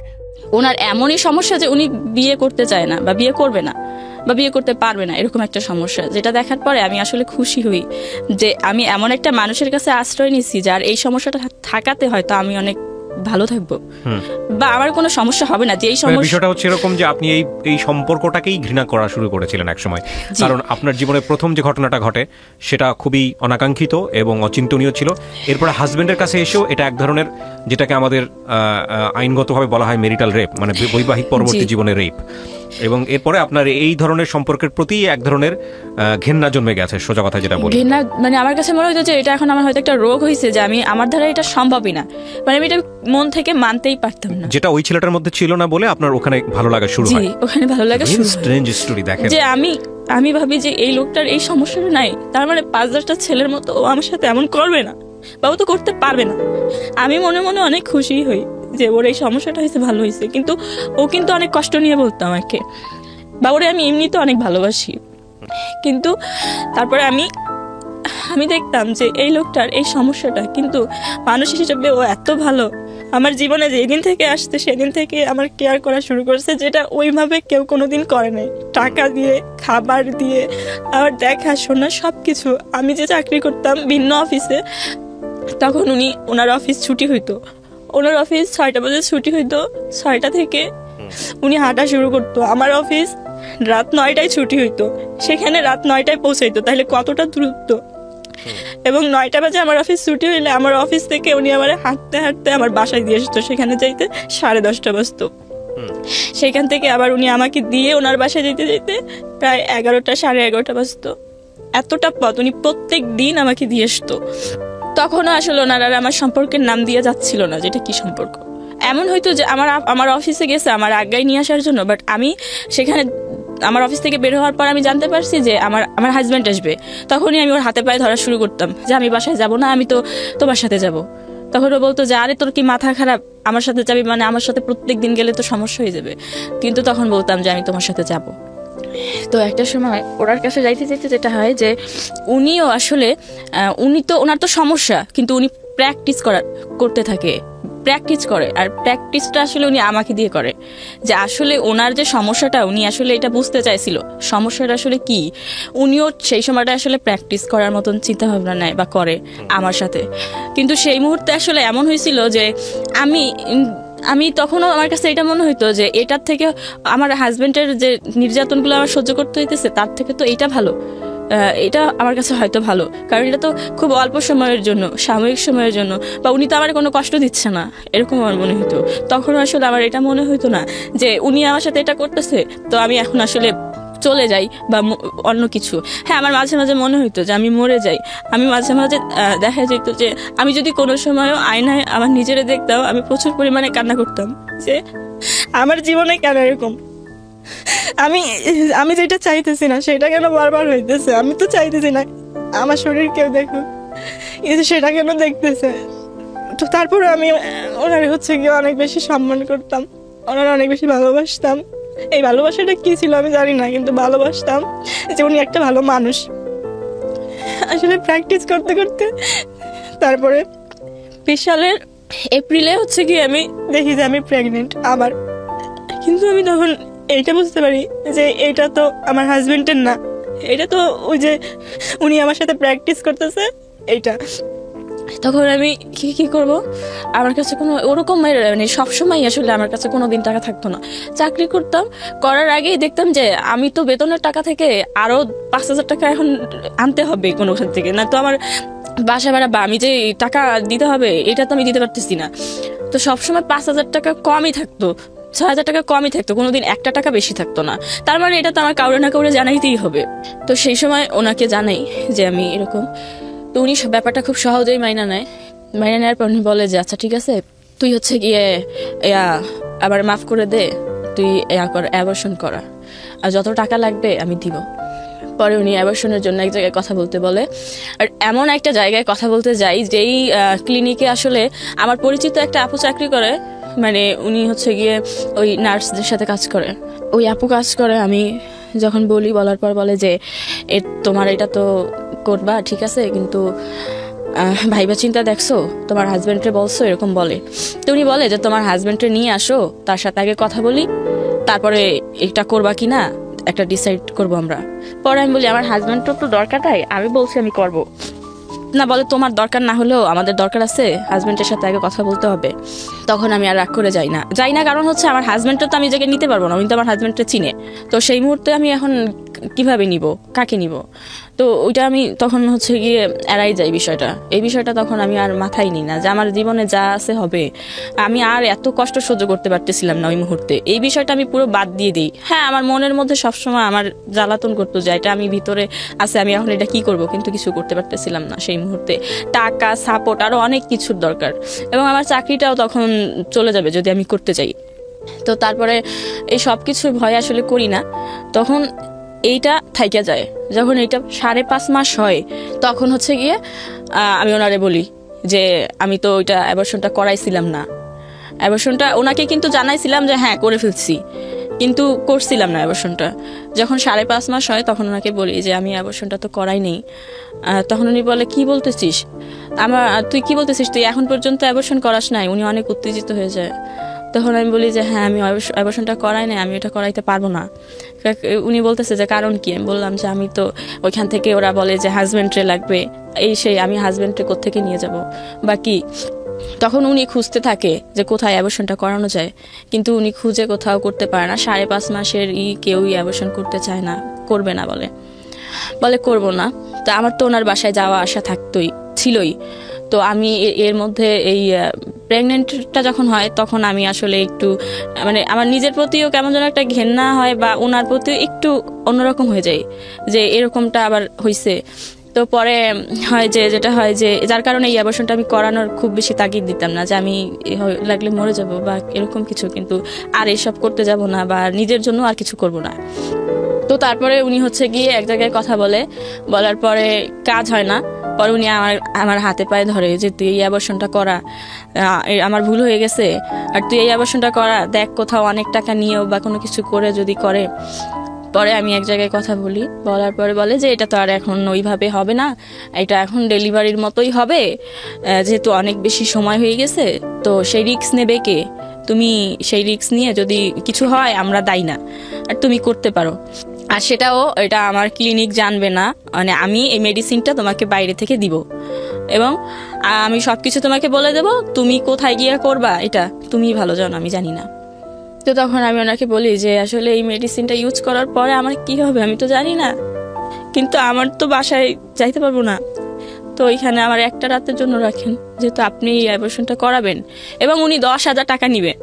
তো 10,000 টাকা আপনি নিবেন বা আপনিই করাবেন, তাহলে আমার জীবনের রিস্ক নিতে হবে না, আমি মারা গেলে সমস্যা নেই, কিন্তু যদি আমি থাকবো কোথায় বা এটা অ্যাবর্শনটা কোথায় করাবো, যদি এখানে করানো সম্ভব হয় তাহলে এখানে একটু করান। তখন উনি বলেন না, এসব আমি আমার এখানে করাই না। ওটা ছিল ওনার বাসা। তো উনি ওই মেডিসিনগুলো আমাকে দিয়ে দেওয়ার পর উনি বলে যে তুমি এবার বাসায় চলে যাও, কোথায় যায় করাবা সেখানে চলে যাও, বাট তুমি অল্প সময়ের মধ্যে চলে যাবা যেখানেই যাও। তো তখন আমি হচ্ছে গিয়ে ওনাকে ফোন করে বলি যে আমি খুব অসুস্থ, আমি তো ওই মেডিসিনগুলো নিছি, এখন আপনি কোথায় আছেন, খুব অল্প সময়ের মধ্যে আমার নিয়ে যান। তো উনি খুব অল্প সময়ের মধ্যেই আইসা নিয়ে যায়। আর উনি আমাকে নিতে আসার পরে আমার আর কোনো জ্ঞান থাকে না, উনি আস্তে আস্তে 20 মিনিটের বেশি হয়ে গেছিল, কিন্তু সেই সময় আমার কোনো জ্ঞান থাকে না। উনি আমাকে পরে মানে প্রথমে সিএনজিতে যখন দেখে যে প্রথমে রিক্সায় যখন দেখে যে আমার কোনো জ্ঞান নাই, তখন উনি হচ্ছে গিয়ে খুব ভয় পায় যে কেউ যদি দেখে যে একটা মেয়ের জ্ঞান নাই তারে নিয়ে যাচ্ছে তো উনি বিপদে পড়বে। এই কারণে পরে উনি রিক্সা ছাইড়া দিয়ে সিএনজি করে উনি ওনার বাসায় আমার নিয়ে যায়। ওনার বাসায় নিয়ে তারপর উনি আমার শোয়াই রাখার পরে 2-1 ঘন্টা পরে হচ্ছে গিয়ে আমি অসুস্থ হই। এর মধ্যে আমার কোনো জ্ঞান ছিল না। তো তারপরে হচ্ছে গিয়ে 2-1 ঘন্টা পরে যখন আমি দেখি যে আমার খুব পেইন হচ্ছে, আমি খুব অসুস্থ, তখন উনারে ছাড়া তো আমি আমার পাশে আর কাউকে দেখতে পাই না। আর যত সহযোগিতা যা হেল্পের প্রয়োজন ওনার কাছ থেকেই নিয়েছি, বা ওনারই আমি ওইভাবেই সবকিছু বলি যে আমার এরকম লাগতেছে বা আমি হয়তো বাঁচবো না আর, বা এরকম বলি। তো বলার পরে হচ্ছে কি ওই অ্যাবর্শনটা ওনার বাসায় হয়। একটা কথা আমি বলতে ভুলে গেছিলাম, আমি যে ওই অ্যাবর্শনটা করাই ওটা তো 5.5 মাস প্লাস ছিল। যেদিন আমি অ্যাবর্শনটা করাইতে চাই তার 2-3 দিন আগে থেকে আমি প্রত্যেকদিন স্বপ্ন দেখতাম যে একটা ছোট বাবু আমার গলা টিপে ধরতেছে, আমাকে মাইরে ফেলতে চায়। তো আমি ওই কথাটা ওনারে বলছিলাম বারবার যে আমি অ্যাবর্শনটা ওই মুহূর্তে যেটা 2-3 দিন যখন আমি স্বপ্ন দেখি যে একটা ছোট্ট বাচ্চা হাঁটতে পারে না কিন্তু আমারে মাইরে ফেলতে চায়, ঠিক ওই মুহূর্তে আমি বুঝতে পারি যে হয়তো অ্যাবর্শনটা আমি করাটা ঠিক হবে না, বা এই অ্যাবর্শনটা যদি আমি না করাই হয়তো অনেক ভালো হবে। এক কথা আমার ভালো হবে না, কিন্তু আমি ওই বাবুটার বাঁচাইতে চাই। কিন্তু তখন ওই বাবুটার জন্য আমি হচ্ছে কি এই প্রথমবার এই সিদ্ধান্ত, যেটা আমি কোনোদিন নিজেও জানতাম না যে এই প্রথম বাচ্চার বয়স কত তখন আমার বাবুর বয়স হচ্ছে 3.5 বছর। 3.5 বছর। এবং ও তো বাবার সঙ্গে থাকতো? জি না, আমার মায়ের সঙ্গে থাকতো। আপনার প্রথম হাজবেন্ড কি জেনেছিল যে সেকেন্ড বাচ্চাটা তার না? এটা কি জেনেছিল? না, সে জানতোই না। সেও বলেছে অ্যাবর্ট করার জন্য। সে জানতো তার বেবি? না, সে জানতোই না যে আমি প্রেগন্যান্ট। হ্যাঁ, সে জানতোই না। আচ্ছা, সেটা বলিই নাই। আচ্ছা, তো আপনি সেকেন্ড বাচ্চাটা অ্যাবর্ট করলেন, তখন তার সাথে আপনার কি সম্পর্ক? ফার্স্ট হাজবেন্ডের কি সম্পর্ক? সম্পর্ক জাস্ট দূরত্ব। উনি যে আমার হাজবেন্ড এটাই আমি জানি না, জাস্ট আমি তার ঘরেই থাকতেছি, কিন্তু সে আসলেই পালাই বাড়াইতেছি, তাহলে তার সাথে আমার সম্পর্কটা কেমন হইতে পারে? সেও এক পর্যায়ে দেখা যাচ্ছে যে বলতেছে যে আমার রাখবে না বা ছেড়ে দিবে, বা বলতেছে যে কোনো সময় বলতেছে যে কালকে যেন আয়সা দেখি যে তুই বাসায় নাই, তুই কোথাও চলে যাইস। হ্যাঁ, এরকম বলতেছে, কিন্তু আমার তো কোনো পথ নাই, কি করব? আমি সবকিছুই করতেছি। যখন আমি অ্যাবর্শনটা করাবো ভাবছি, ওই মুহূর্তে আমার মনে হয়, এর আগে কখনোই আমার মনে হয় নাই যে এই লোকটার সাথে আমার সম্পর্কটা এরকম রাখবো না, এরকম তাহলে এরকম হলে ভালো হতো, এরকম কোনোদিন আমি ভাবিনি। কিন্তু ওই মুহূর্তে ওই বাবুটা যে আমার সাথে প্রায় সময় দেখা করতো, আমি ঘুমাইলেই এসে দেখা করতো, শুধু এই কারণে ওই কথাগুলো ওনাকে বলি। এবং ওনাকে বলার পরে আমি একদিন এই কথাগুলো বলি, এই কথাগুলো আমি খুব ভালোভাবে বুঝে শুনে বলি যে উনি আমাকে এই সম্পর্কের মাঝখানে প্রায় সময় বলতো যে তোর জীবনটা এত অল্প বয়সেই তুই শেষ করে দিলি, তো তুই যদি আরো আগে আসতি আমার জীবনে তাহলে দেখা গেছে যে আমি তোকে বিয়ে করতাম। আর তুই তো আমার সব সমস্যা জানিস, এই সমস্যা জানা সত্ত্বেও নাকি তুই আমার অনেক ভালোবাসিস। আর আমি যে ওনারে কেন ভালোবাসতাম এটা উনি কখনো বুঝায় বলি নেই। আমি বলতাম যে আমি তো আসলে এইরকম ছেলেই ভালোবাসি, আমি তোমার এই জন্য খুব ভালোবাসি, তোমার এই সমস্যাতেই। কিন্তু ও আসলে তখন আমাকে বলে যে তুই যদি আরো আগে আসতি তোরে বিয়ে করতাম, আমারে তো কোনো মেয়ে বিয়ে করবে না, কারণ বিয়ে করলেও সে থাকবে না। তো তুই এত ভালো, তুই যদি আমারে বিয়ে করতি, আমি আরো আগে আসতি তোকে করতাম।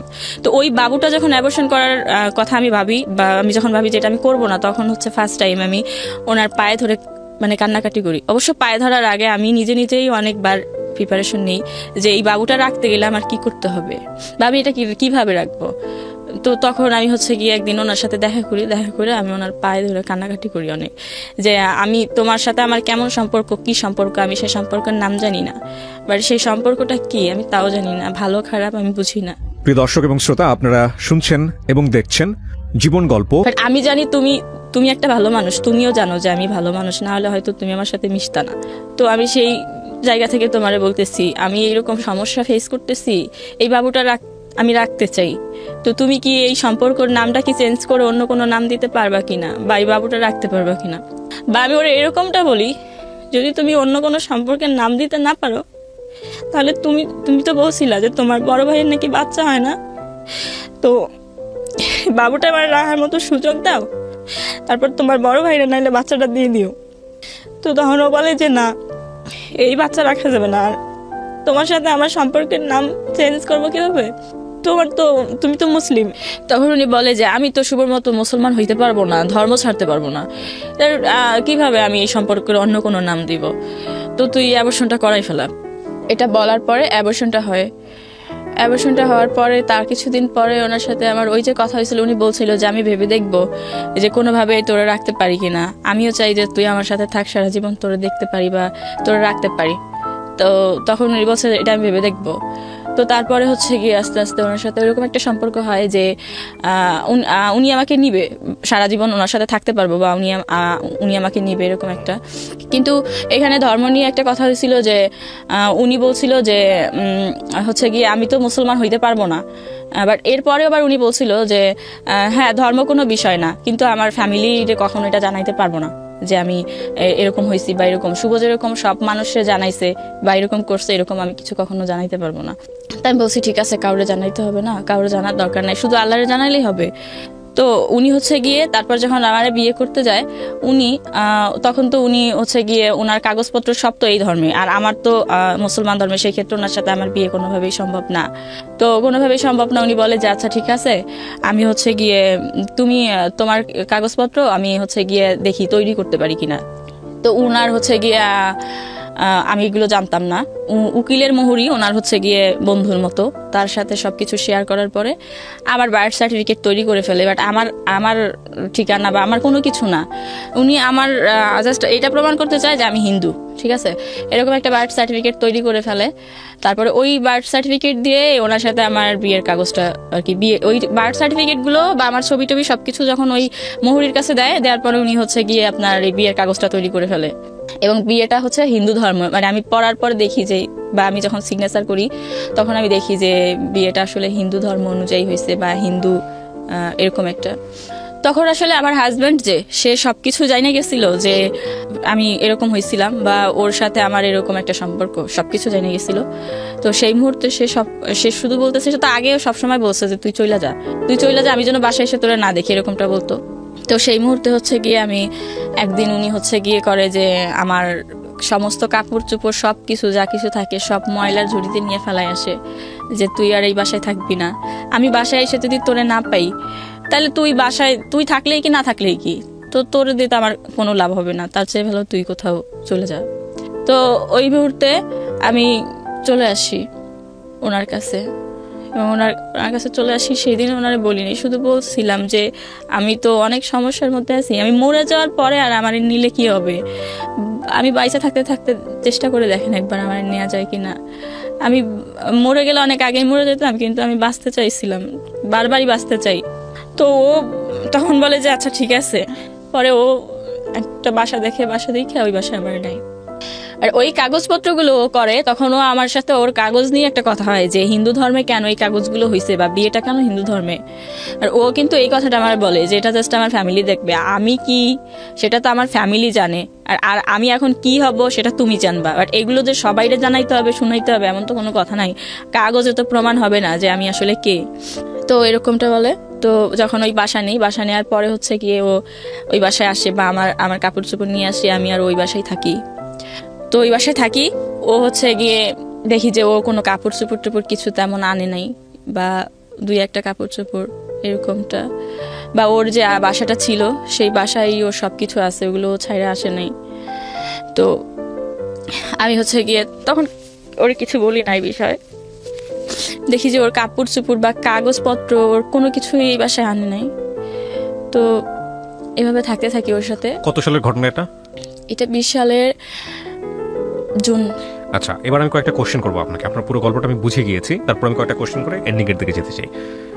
আপনি কি এখন ওর সঙ্গে আছেন নাকি ছাড়াছাড়ি হয়ে গেছে? ছাড়াছাড়ি হয়ে গেছে, ডিভোর্স হয়ে গেছে। প্রথম হাজবেন্ডকে আপনি ডিভোর্স দিতে পারেন নাই বা দেন নাই? দিয়েছিলেন? না, দেন নাই।